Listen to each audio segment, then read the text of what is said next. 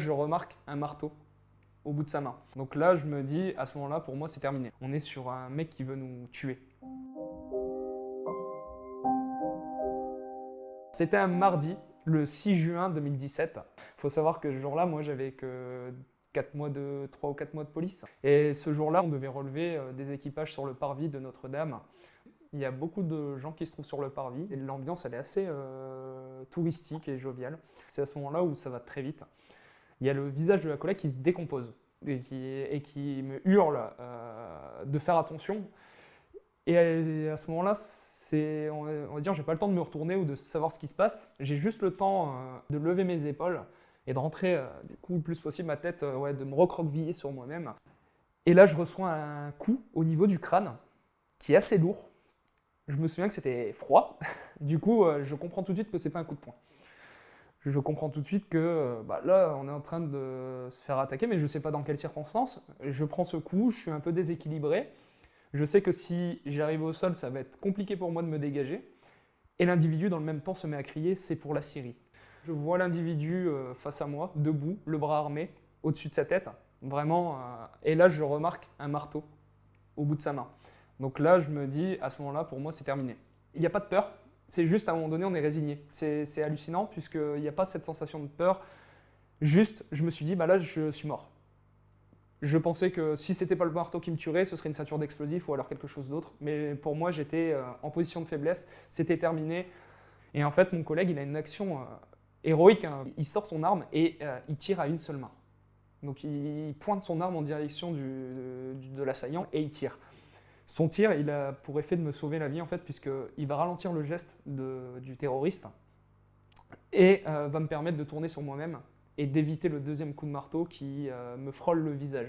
Et il tombe sur mes jambes très lourdement. Donc là, j'ai une masse au niveau des jambes. Je suis sonné, je ne comprends pas ce qui se passe. Il faut remettre les idées en place, il faut se remettre en position très rapidement pour pouvoir être prêt s'il y a un second assaillant. On ne savait pas si l'individu était porteur d'une ceinture d'explosifs et on ne savait pas de quoi il était encore armé. Du coup, il y a ce coup de feu et le collègue me dit tout de suite « c'est moi qui ai tiré ». L'individu porte à nouveau ses mains au niveau de son buste, tout en parlant dans une langue étrangère, et il ne nous parle pas à nous. Il se parle soit lui-même ou vraiment c'est pas à nous qu'il s'adresse. Et on lui hurle de montrer ses mains. Je suis en déséquilibre, je suis sur une jambe en train de me relever, je mets mon arme en sa direction et je tire.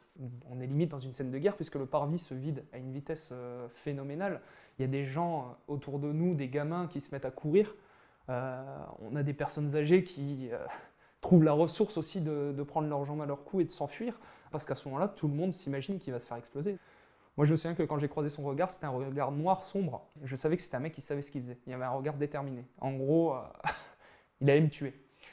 On garde l'individu en joue. Je me souviens des messages radio que mon collègue passait. Hein, ça hurlait sur les ondes, ça crépitait. Très rapidement, on a du monde qui se rapproche. On a des collègues qui viennent en renfort et prennent le relais. Parce que moi, je ne suis plus opérationnel. J'ai vraiment ce voile blanc, je suis sonné, je suis KO et j'ai besoin à un moment donné de faire le check aussi, de savoir si je vais bien et ce que j'ai à l'arrière du crâne. Je suis transporté ensuite au centre hospitalier et le terroriste est transporté, il me semble, dans le même centre hospitalier que moi. Donc à plusieurs reprises, je vais voir les infirmières en leur demandant aussi des nouvelles de l'individu qu'on a touché. Au fond de moi, il y a une partie qui se dit ça va paraître bizarre, mais j'espère qu'il va s'en sortir. De me dire que ce mec serait peut-être mort dû à mon action, ça m'aurait quand même trotté dans la tête. C'est pas quelqu'un qui me manquera à la société, hein, mais à un moment donné, nous, on est là pour faire notre taf, et notre taf, c'est qu'il réponde auprès de la justice. L'uniforme qui m'a servi ce jour-là, que je portais ce jour-là, il a fini à la poubelle. C'était une manière de tourner la page, et il m'a fallu 4 mois avant de revenir et de pouvoir renfiler à un moment donné l'uniforme. 4 mois où on est à la maison, 4 mois où on cogite. Du coup, ouais, ça a pris plusieurs mois, même après avoir repris. Il a fallu se réadapter aussi, reprendre confiance sur le terrain, d'avoir des gens dans le dos, d'avoir des gens aussi face à soi qu'on ne connaît pas. Donc moi aujourd'hui, je ne me sens pas à l'abri d'une nouvelle attaque. Je me dis, ça s'est passé une fois, et je me dis, ça peut se repasser une deuxième fois. Et ce jour-là, j'espère être autant opérationnel que le jour où ça s'est passé la première fois.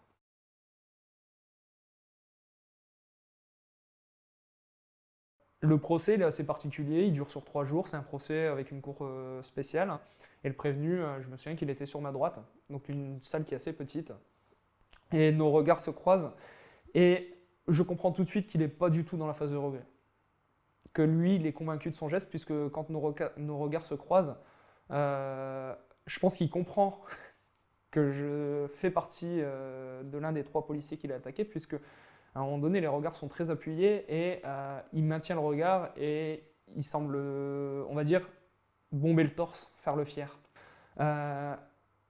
Et moi, pendant ce procès, c'est ce que je lui ai expliqué, son sentiment de devoir accompli, il n'a pas une haute estime de lui-même, ce mec, puisque de un, on ne sait plus qui il est, ce mec-là, personne ne saurait ressortir son nom, son prénom. Et on va dire, il restera un petit peu dans l'oubli du terrorisme, si je peux me permettre. Et il partira très certainement en prison pour ses gestes.